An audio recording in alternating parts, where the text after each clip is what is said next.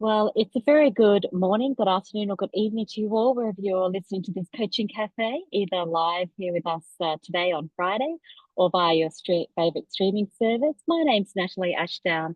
Welcome to the Coaching Cafe. I'm joined today by Paula Jones Hunt, our resident HR specialist. And it's so wonderful. We have people dialing in from Atlanta, Georgia in the USA, Calgary in Canada, New York City, down the road in Brisbane.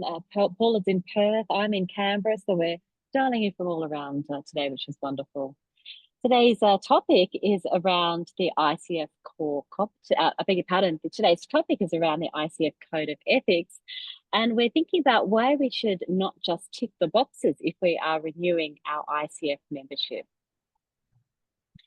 Today, we acknowledge the traditional owners or the custodians of the lands on which we're meeting and their continuing connection to the land, the waters, and the communities of Australia, and the lands of the Indigenous people and the lands from all around the world, from wherever you might be joining us. We pay our respects to them, to elders, past, present, and emerging, from Indigenous communities from all around the world.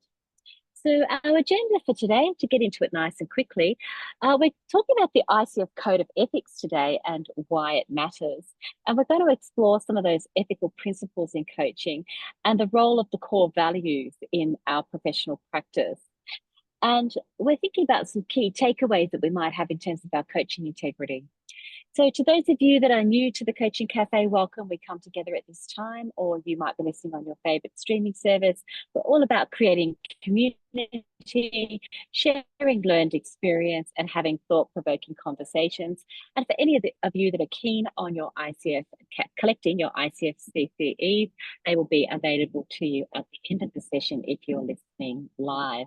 So if you're new, welcome. We really enjoy these coaching cafes and coming together as a community. And if you're a regular, of course, welcome back. You know, we love catching up with you. People dialing in now from Wellington, Beijing, New York City, Canada. It's really amazing. So today we're thinking about ethics, and we've picked up a quote there from Potter Stewart, former Associate Justice of the US Supreme Court, who said that ethics is knowing the difference between what you have a right to do and what is right to do. So we'll keep that in mind as we explore our ICF Code of Ethics. And when we're thinking about the ICF Code of Ethics, I just wanted to give you a bit of background information and then we can talk about them together. So the ICF Code of Ethics, it actually describes the core values of the International Coaching Federation, those ethical principles and ethical standards of behaviour that we all embody as professional coaches, and in particular as ICF professionals. And in meeting those ethical standards, we're thinking about the behaviours that are actually part of the ICF core competencies as well. And it is part of the ICF core competencies now, demonstrates ethical practice, understands and consistently applies coaching in ethics and standards. And the reason why this topic came up, I think, is because every year we do a couple of coaching cafes on ethics. But recently, I have needed myself to sign a lot of documents, so to review a lot of documents, tender documents, service level agreements, all sorts of different legal documents. And I've been making a lot of notes on those documents and sending back my notes and my corrections and the things that I think need to be changed in those documents back to the people that we're working with. So it wasn't just a matter of taking that document and signing the document. There's lots of notes and things to think about. And then I came to renew my ICF membership, and most of us are renewing our ICF membership right now. And you go on and you're doing it quickly and you scroll down and you tick those boxes and off you go.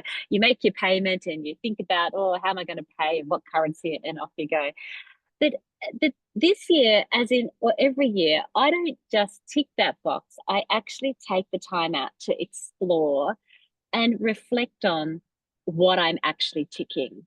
So it's like an annual event that I have personally, where I actually think about, well, what am I ticking? What am I actually upholding in terms of the ICF core competencies and the code of ethics? And it's a reflective practice that we do, and that's what we're offering you as well, so that we don't just tick that box and then move on. So the ICF Code of Ethics, it serves to uphold the integrity of the ICF and the global coaching profession by setting the standards of conduct that are consistent with the ICF core values and the ethical principles, and guiding the ethical reflection, the education and decision making, as I've been talking about. It's adjuncting and preserving the ICF coach standards through the ethical conduct review process, and it provides a basis for the ICF ethics training in accredited coach training programs, which of course is what we have. So when we're thinking about our accredited coach training programs and the ethics conversations that we have in there, we're guided by the ICF core ethics. So that's just a little bit of a background, and you can actually download the document from the website at coachfederation.org/ethics. So Paula, perhaps I might hand over to you. As part of the ICF Code of Ethics, the core values are part of those ICF core ethics, part of the Code of Ethics. I thought you might talk for a moment or two about what core values mean to you, given you've been a coach for many years now, but only just recently achieved your ACC, and you've gone through the whole process of reaccreditation and the exam, as we've talked about, and obviously the process of considering the core values. So is there anything that you'd like to comment on around the values of professionalism, collaboration, humanity, and equity? Yeah, and I think it's part of, so from a coaching perspective, also, I talk to lots of people as in my role around coach training and joining the coaching profession and what does coaching mean. And often we hear a lot of people talk about, oh yeah, I've seen these coaches, or I've had a coach and it really wasn't coaching and I wasn't sure what it was. Or you hear, oh, there's cowboys out there doing all sorts of things. And for me, the whole code of ethic and underpinning it with the values really is about being clear about when you are and you do your credentialing, it's saying that I am. It's the who am I in this piece, and I'm upholding the code of ethics is important and the values are important because it really helps to identify the type of coach that you are. And I may not be making sense with this, but it's kind of that I think of values as being heart-based, and it's identifying who you are at the heart of your coaching. So when you look at the core values of professionalism, collaboration, humanity, and equity, they are actually, I really resonate with these values because they're at the heart of who I am as a person as well as a coach. Yeah, look, I really agree with you. And I remember Bridget talking about ethics and values actually, and we all say exactly the same thing. And it also, I think, distinguishes us from other disciplines. So who we are as coaches as opposed to other roles we might play. So it's very different from mentoring or counseling or psychology, etc., as we know. So it is talking about who we are as coaches and how we show up. The professionalism is about committing to a coaching mindset and a professional quality that encompasses responsibility, respect, integrity, competence, and excellence. Collaboration is about committing to building social connections and the building of community. And in fact, that's how we do show up. That's how we're showing up all today. We're making that social connection and we're building community. The core values also talk about humanity for those people who can't see the screen, in terms of committing to being humane, kind, compassionate, and respectful. And we do that in every way we can. Not always perfectly, of course, but definitely within our coaching. And equity as well. So that talks about the commitment to use a coaching mindset to explore and understand the needs of others so we can practice equitable practices in our coaching at all times and create that equity for people. So it's about how we want to be, I think, as human beings. And I don't think it's been too woo-woo or out there to actually talk about exactly what you said there, Paula. So there's a lot on the screen here, and the reason why I've shared a lot of the information on the screen, and you can pick this up on our blog if you're listening to this on your favorite streaming service, but what I've actually done is captured part of the ethical standards. And it says that the ethical standards are applied to the professional activities of an ICF professional. And section 1 is the responsibility to clients. And it says, as a professional coach, I, number 1, explain and ensure that prior to or at the initial meeting, my coaching clients and sponsors understand the nature and potential value of the coaching, the nature and the limits of confidentiality, financial arrangements, and any other terms of the coaching agreement. And then it goes on to 2, 3, 4, etc. Now, I'm not going to read all of these out to you because that would be boring you completely. We don't want to do this by PowerPoint.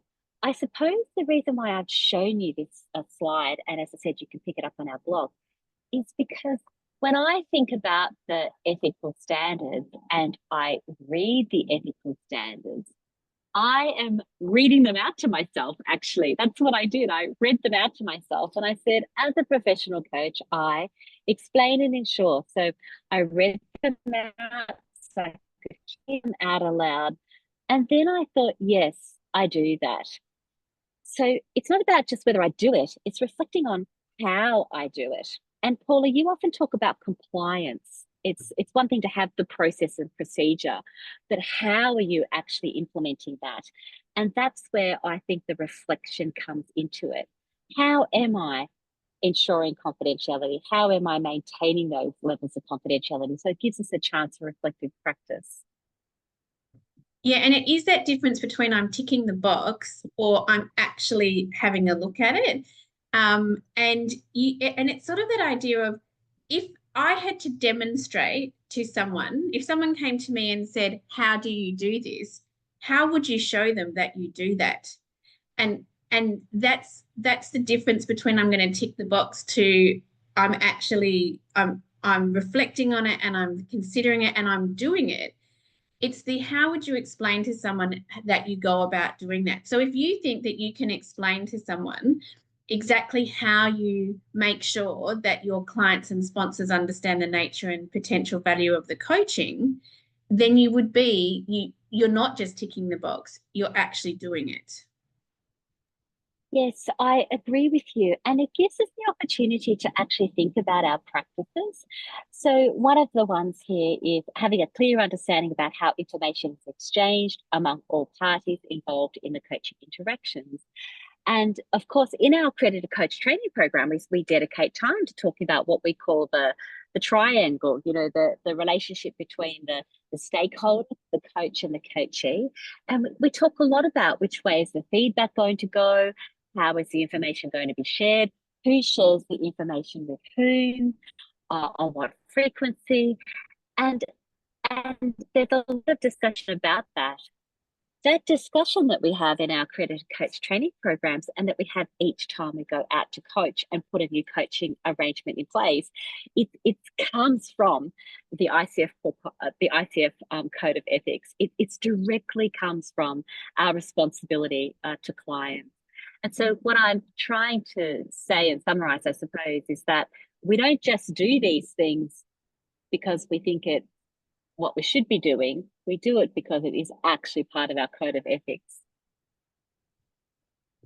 Yeah, and often when you do things a lot, so when you have lots of coaching sessions, it's almost an unconscious thing that happens as you're doing it. But this is actually that opportunity to make sure that the unconscious becomes conscious, and also think about, well, what else could I do that could improve in this area?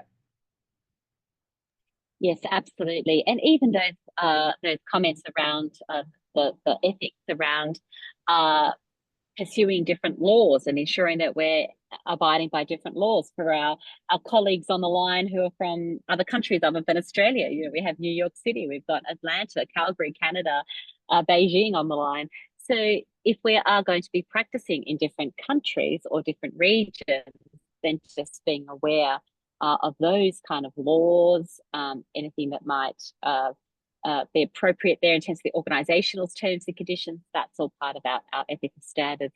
And as I said, I just captured one part of our ethical standards, and look how we've been able to talk about just that one part.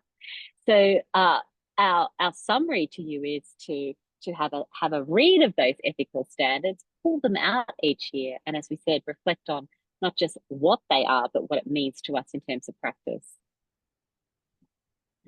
There's a very strong connection, I suppose, around the integration of values, ethics, and integrity. And Paula, I know you like this diagram about the roots, and from that the tree blossoms and flourishes. And so I'll let you talk about that. The other thing that's yeah, you go ahead and talk about that first, and then I'll tell you what I was thinking about as well. Yeah, it's kind of the idea that, I mean, if you talk to gardeners, for example, they'll tell you that the quality of the soil that you have impacts the quality of the plant that grows, or the fruit. You know, the better the soil, the better the fruit, and there's regions that do better. When I put this little tree diagram together, it was really just that idea that at the root of our coaching practices, in any coaching that we do, it's the roots start with the values, the ethics, and the integrity. It's the making sure we're acting in that professional way, and that we're embodying those values of the ICF, and then doing it in a way of integrity. And if that root system is strong, then and fruitful, then the tree that grows and the coaching that comes from that blossoms. And there was just something in the imagery and the idea of that I really loved, that says, and sometimes it's about that, let's do a check-in from the root system. So let's check in with, where are we sitting from a values, ethics, integrity perspective? Because what we want is that is everything above it to be strong and healthy, and it all starts from those roots. Yes, I absolutely agree, and I don't think anyone on the line would dispute that. And again, it comes back to, as you said, the core of who we are as professional coaches. And what a great opportunity just to take this time out together and have a really good discussion about that. The other thing I wanted to add actually was, I've just been in Adelaide and visiting wineries. Excuse me, and they actually had a wine at one of the wineries that we went to that was called the Dead Arm. And this is actually part of the vine that has died. And they would do one of two things. They'd cut the arm off that vine, or they'd actually leave the dead arm on the vine. And the reason for that is because they want the healthy part of the plant to actually draw all of the goodness out of the soil. And so when you look at the vines, actually some of those vines, they look like they're dead, but what's actually happening is the healthy part of the vine is drawing all of the goodness.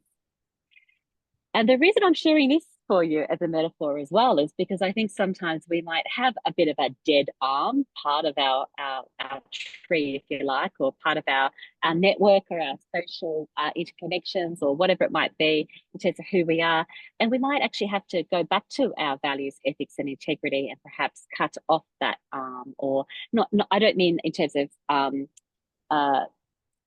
physically, of course. I'm using that as a metaphor, but there might be, for example, in our coaching practice where there's a dead part of our coaching practice, or that coaching practice part of our practice is not serving us, or perhaps in interaction with clients, or an interaction with people we know, or in our network, or whatever it might be, that we might actually have to go, no, that's actually not part of our ethics, values, and integrity, so we're not going to pursue that. And then all of the energy goes into the healthy part of our coaching practice. I think the thing that comes up for me, which is most obvious, is there might actually be clients that, for whatever reason, as part of our ethics or values or integrity, we might not work with those clients because of the industry they're in, or the work they do, or the impact they have on the world. So that might be a part where we go, no, that's not part of our values, ethics, and integrity. So we cut that part away, or we don't engage in that part, and then the rest of the practice can flourish. Paula, please tell me that I've made some sense in that metaphor. Maybe not. No, no, you haven't. I think it is, and I think it's in all parts of your life too. I had someone say to me recently that they had to not be friends with someone because the relationship was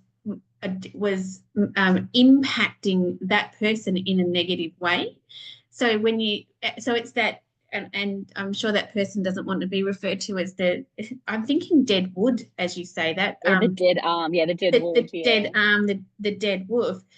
But if you are truly thinking, if you're thinking about it from how do I show up and have that coaching mindset and be the best coach, if there's something that's impacting that, then you do have to think about what's the impact, why is it impacting, and what does that mean for me? And I think that's when you're acting in integrity.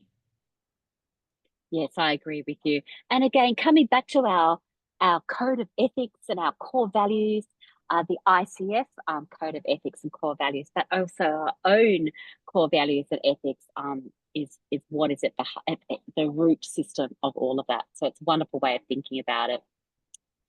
So there you have it. A discussion today around ethics. Don't just tick that box is what we actually encourage you to do. Have a think about each of those line items, and not just what it means to us as coaches, but how in practice we're actually living those core values, and how in practice we are actually doing each of those parts that would say that we are an ethical coach.